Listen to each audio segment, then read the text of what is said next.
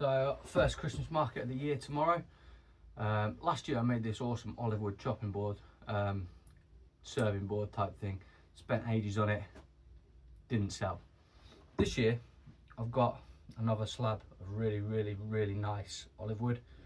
So I'm going to make a board as quickly as I possibly can, hopefully under 10 minutes, and we'll see if it sells at the market tomorrow. So check it out.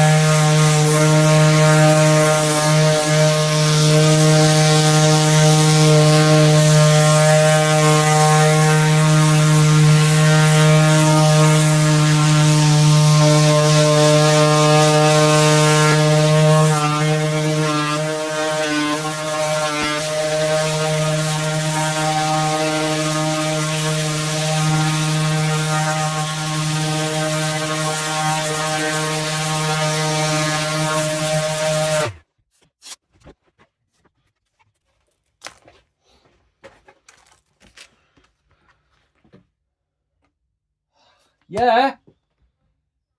Okay.